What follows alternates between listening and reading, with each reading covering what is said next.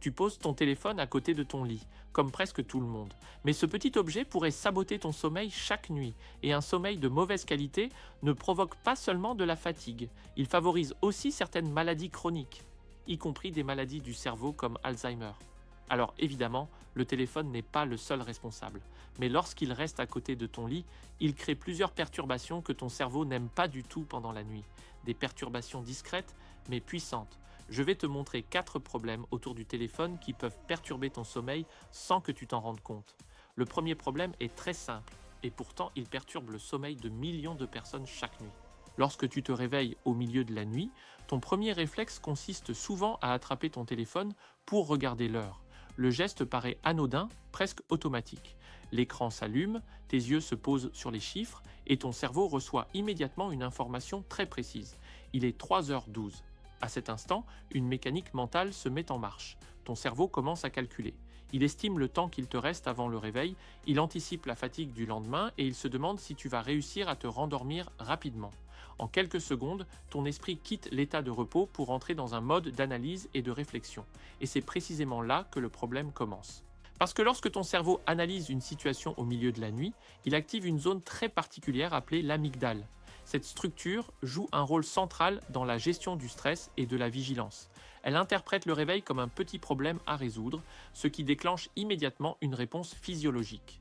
Le système nerveux s'active légèrement, la fréquence cardiaque peut augmenter, la respiration devient un peu plus rapide. Et surtout, une hormone commence à circuler dans le corps, le cortisol. Le cortisol est l'hormone qui prépare ton organisme à se réveiller le matin. Elle stimule l'attention, augmente l'énergie et remet ton cerveau en mode action. Le problème, c'est qu'au milieu de la nuit, ce signal arrive au mauvais moment. Ton corps devrait ralentir, se relâcher et entrer dans les phases profondes du sommeil. Au lieu de cela, ton cerveau recommence à fonctionner comme en pleine journée. Les pensées apparaissent, les préoccupations reviennent.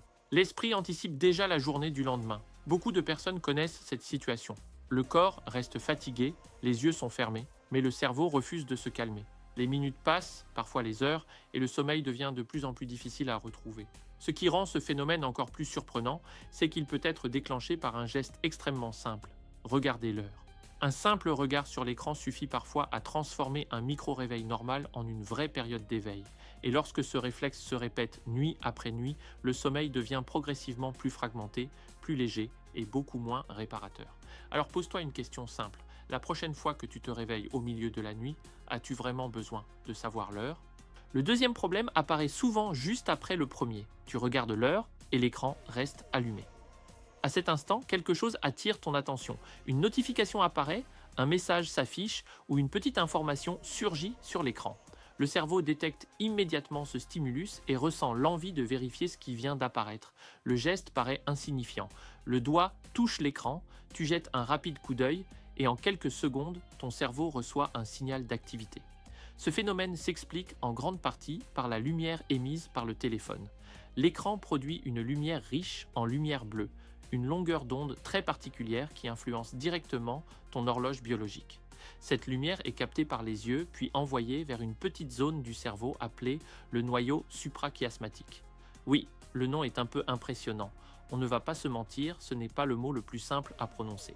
Mais son rôle est très facile à comprendre. Imagine un chef d'orchestre dans ton cerveau. Son travail consiste à diriger ton horloge interne. Il observe la lumière autour de toi et il donne des instructions très claires à ton corps. Quand il détecte la lumière du matin, il dit « on se réveille ». Quand la nuit arrive et que la lumière diminue, il envoie un autre message. On ralentit, c'est le moment de dormir. Mais lorsque ton téléphone s'allume au milieu de la nuit, ce chef d'orchestre reçoit un signal qui ressemble à celui du jour. Et à cet instant, ton cerveau commence à hésiter. Ton corps est prêt à dormir. Mais une partie de ton cerveau reçoit l'ordre inverse. Lorsque cette lumière atteint tes yeux au milieu de la nuit, ton cerveau reçoit un message contradictoire. Ton corps est allongé dans l'obscurité, prêt à récupérer, mais tes yeux envoient un signal lumineux qui ressemble à celui du jour. La conséquence est immédiate. La production de mélatonine commence à diminuer. La mélatonine joue un rôle essentiel dans l'endormissement et dans la profondeur du sommeil. Elle agit comme un signal interne qui indique à ton organisme que la nuit est installée et que le moment est venu de ralentir.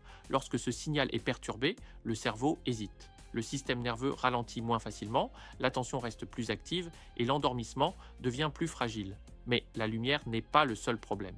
Le contenu affiché sur le téléphone stimule aussi ton esprit. Un message peut réveiller une émotion, une information peut déclencher une réflexion, et en quelques secondes, l'activité mentale redémarre. Le corps reste immobile dans le lit. Mais l'esprit recommence à fonctionner. Beaucoup de personnes reconnaissent parfaitement ce moment. Elles attrapent leur téléphone pour regarder rapidement quelque chose, puis l'attention reste accrochée à l'écran et le sommeil s'éloigne progressivement. Un simple regard peut suffire à transformer un micro-réveil de quelques secondes en plusieurs minutes d'éveil. Alors la prochaine fois que ton téléphone s'allume au milieu de la nuit, pose-toi une question simple. Est-ce que cet écran aide vraiment ton cerveau à se rendormir ? Le troisième problème est beaucoup plus discret, mais il influence profondément la qualité de ton sommeil. Même lorsque tu ne touches pas ton téléphone, même lorsque l'écran reste éteint, sa simple présence à côté de ton lit peut maintenir ton cerveau dans un état de vigilance. Et beaucoup de personnes pensent avoir trouvé la solution. Elles mettent le téléphone en mode avion. Plus de notifications, plus d'appels, plus de messages. Donc, en apparence, plus aucune perturbation. Mais le cerveau ne fonctionne pas uniquement avec la logique, il fonctionne aussi avec l'anticipation. Pendant la nuit, une partie de ton cerveau reste toujours active pour surveiller l'environnement. Ce système existe depuis des milliers d'années. Il permettait à nos ancêtres de détecter un bruit suspect, un mouvement ou un danger pendant le sommeil. Autrement dit, même lorsque tu dors profondément, une zone du cerveau continue d'écouter et d'observer ce qui se passe autour de toi. Lorsque ton téléphone repose à quelques centimètres de ta tête, ton cerveau sait qu'un objet capable d'interagir avec toi se trouve juste à côté. Un écran peut s'allumer, une alarme peut sonner, une vibration peut apparaître. Même si ton téléphone est en mode avion, ton cerveau garde cette information en mémoire. Cette simple possibilité maintient une partie du système nerveux dans un état de surveillance légère. Biologiquement, cela signifie que le système nerveux sympathique reste un peu plus actif. Ce système prépare le corps à réagir, à se réveiller rapidement et à mobiliser l'attention. Pendant la journée, cette vigilance est utile.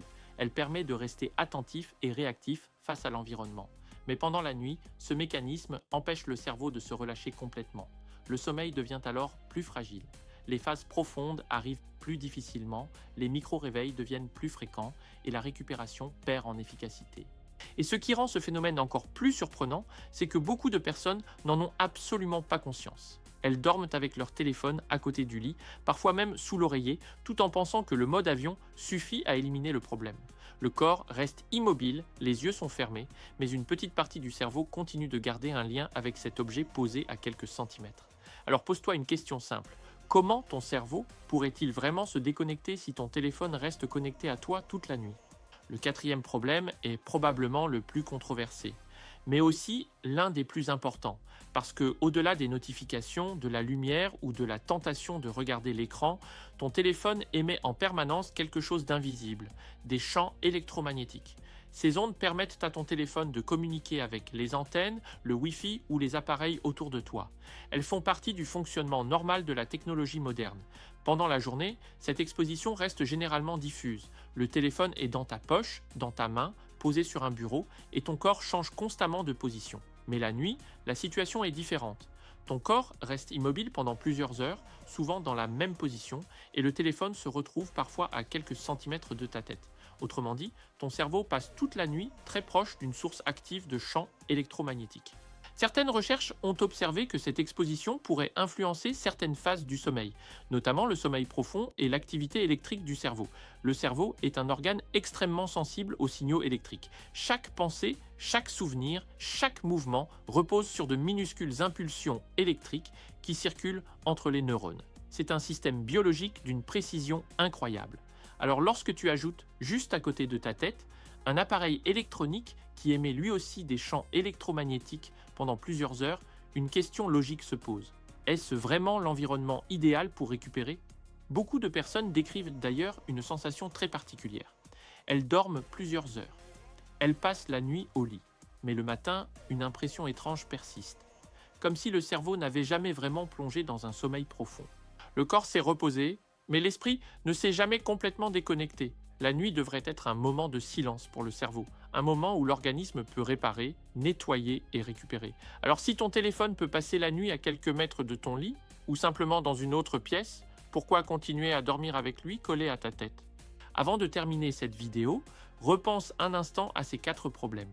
Regarder l'heure au milieu de la nuit, La tentation de consulter l'écran, un cerveau qui reste en alerte parce que le téléphone est posé à côté du lit, et cette exposition invisible aux champs électromagnétiques pendant plusieurs heures. Pris isolément, ces gestes semblent sans importance. Pourtant, nuit après nuit, ils empêchent souvent le cerveau d'atteindre ce sommeil profond dont il a besoin pour récupérer réellement. Beaucoup de personnes vivent la même chose. Elles passent des heures au lit. Et le matin, une sensation étrange apparaît, le corps s'est reposé, mais l'esprit semble rester en surface, comme s'il n'avait jamais plongé complètement dans la nuit. Alors je vais te proposer quelque chose de très simple, un petit challenge. 7 nuits. Pendant 7 jours, laisse simplement ton téléphone éteint dans une autre pièce. L'objectif est très clair, offrir à ton cerveau un environnement calme, sombre et totalement déconnecté. Certaines personnes remarquent un endormissement plus rapide, d'autres ressentent des nuits plus stables, et parfois le réveil du matin devient enfin plus léger. 7 jours suffisent souvent pour sentir une différence. Parce qu'un cerveau qui se sent en sécurité peut enfin faire ce pourquoi le sommeil existe, récupérer, réparer et se régénérer. Si cette vidéo t'a aidé à voir ton sommeil autrement, pense à la partager. Parce que parfois, un simple partage peut changer une vie. Je vous souhaite une bonne nuit. Peace.